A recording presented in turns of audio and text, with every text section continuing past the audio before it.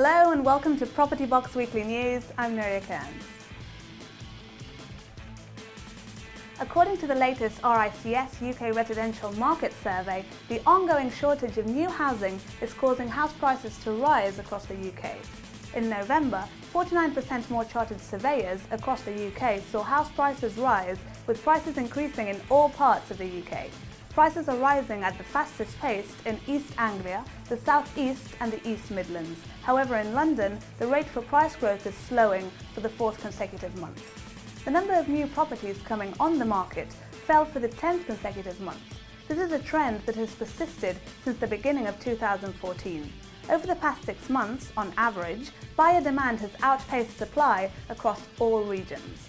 Although supply is currently holding back sales, there is a general positivity in the UK on the outlook for the coming months, with just under 50% of chartered surveyors expecting to see a rise rather than a fall in activity.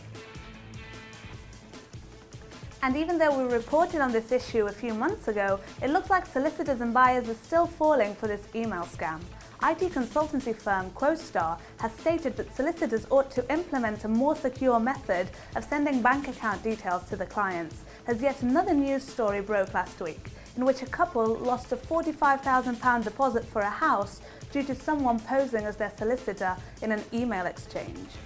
Robert Rutherford, CEO at QuoStar, says once again thousands of pounds have been stolen during the purchase of a residential property, offering further proof that UK law firms are under attack by organised crime. When purchasing a home, significant sums of money are normally transferred from the buyer to their solicitor before being passed on to the seller. Almost all law firms continue to rely on emails to share their firm's bank account details for this purpose, but this approach leaves both parties extremely vulnerable to fraudsters. It's hard to believe that solicitors are still using email as a method of dealing with transactions, considering how long these scams have been going on for. We would recommend you and your solicitors work out a system whereby certain processes have to take place when dealing with transactions.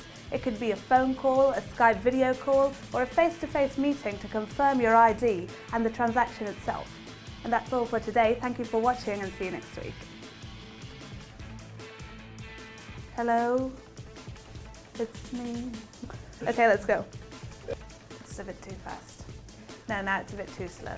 It's a bit fast. Did you put the speed a bit slower? Yeah, no, too slow. Still kind of reading sideways. Scam alert! We reported, no. IT consultancy firm leaves both parties extremely vulnerable.